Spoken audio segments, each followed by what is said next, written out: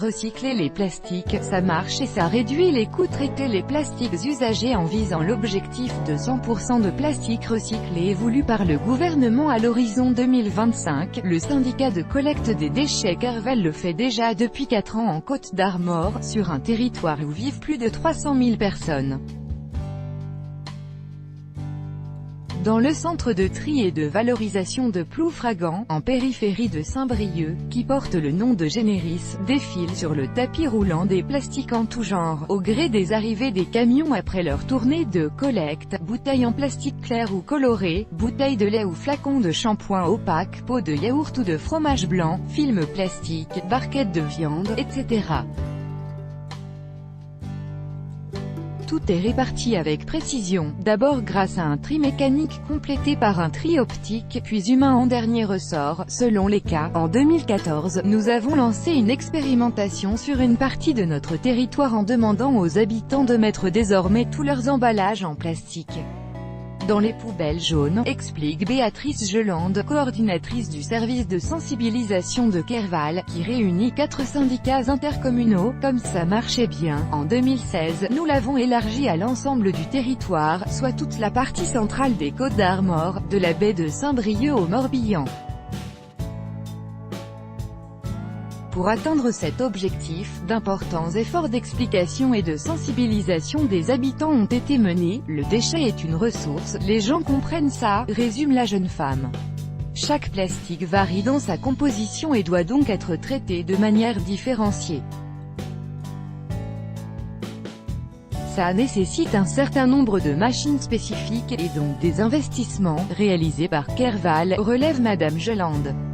Une fois triés, les différents types de plastique sont compactés et finissent en balles, de gros cubes aux couleurs variées selon leur origine, qui sont ensuite acheminés vers des filières de traitement en vue d'être valorisés et remis dans le circuit.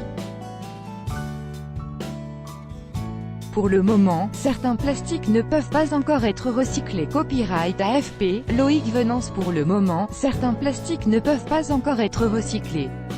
Il s'agit, par exemple, des barquettes de viande ou des sachets de pâtes.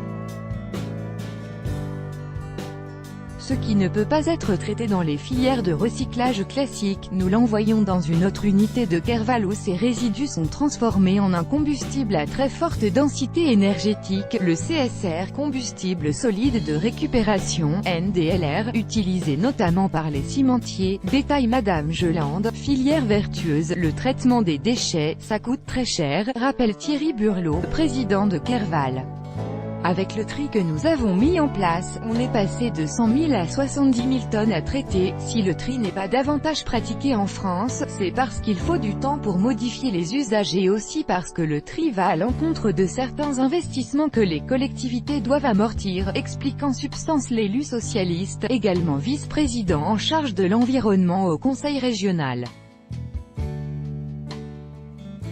En effet, quand on a une usine d'incinération sur son territoire, il faut fournir le four tous les jours pour amortir l'investissement, constate-t-il. On n'a pas assez mis le paquet sur le recyclage en France. Contrairement à d'autres pays, on n'a pas l'esprit de recycler, d'aller vers l'économie circulaire, regrette le président de Kerval qui se dit très favorable aux propositions de Brune Poirson.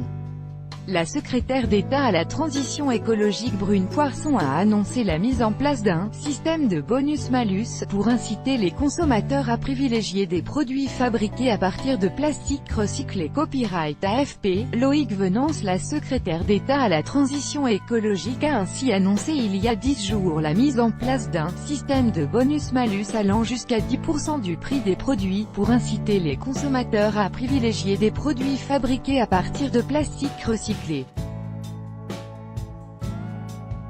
Ce système devrait être activé dès 2019 et monter en puissance, a déclaré Madame Poirson. Le tri fait gagner de l'argent aux collectivités, affirme, chiffre à l'appui, Thierry Burlot.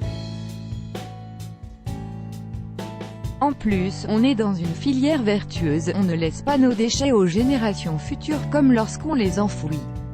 Là où je suis assez content, ajoute-t-il, c'est que Kerval agit pour arriver à 0% d'enfouissement des déchets. Tout droit de reproduction et de représentation réservé. Copyright 2018, Agence France Presse.